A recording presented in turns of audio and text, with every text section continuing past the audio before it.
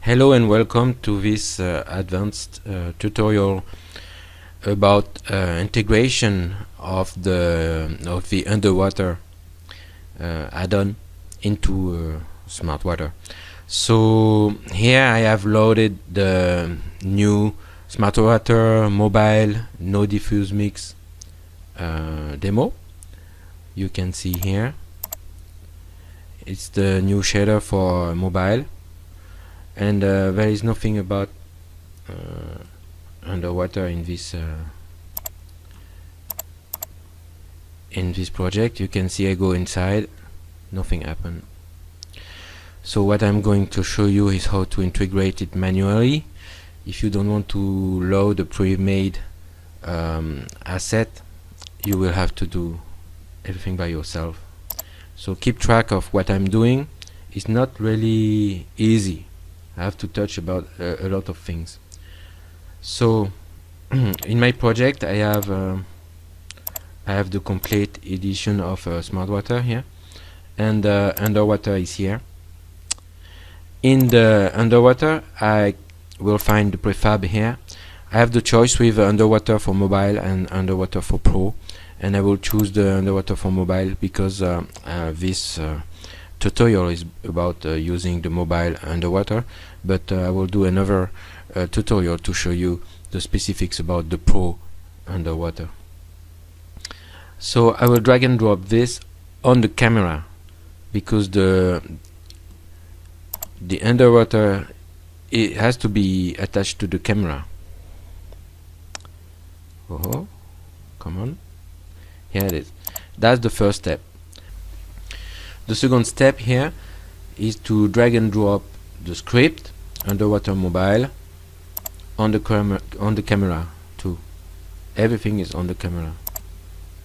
So I have the under mobile script here, and this is the prefab. We don't need to touch this unless we want to change the projector parameters and things like this. If you don't like the caustics, you can remove the projector, for example, but the main thing is the underwater mobile script here. We are not going to play with the skybox, so I will put the same skybox inside and outside.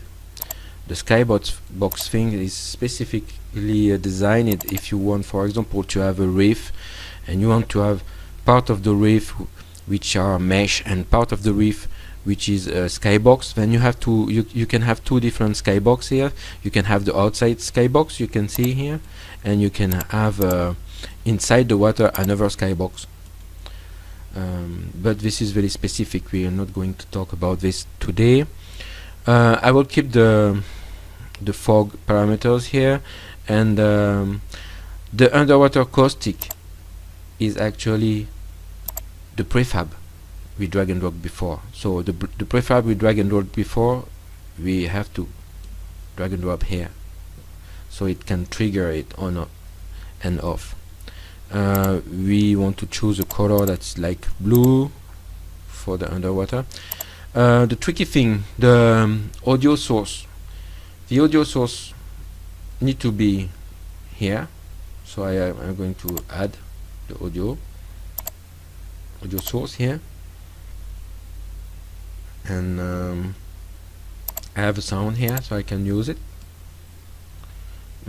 If I use this sound, it's good to change this parameter like this, put the volume a little bit low and loop it. Now the sound is ready. That's the underwater sound, bloop bloop bloop bloop bloop. And so we have almost everything. We need to drag and drop this in this spot. And most importantly, we need to define what is the collider. You can have an infinity of collider, but in that case we have only the water. That's where we say to the underwater script what is going to switch into underwater or not. So that's the water here. I think everything is ready. We can maybe try, and I hope it's gonna work.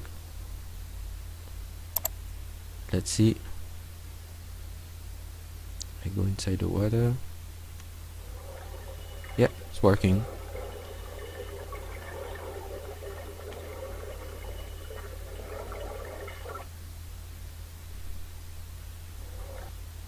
So the underwater is not so complicated, but if you forget something, you may have some problems.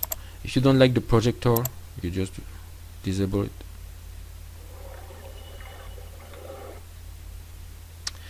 I hope you enjoyed this tutorial. See you later.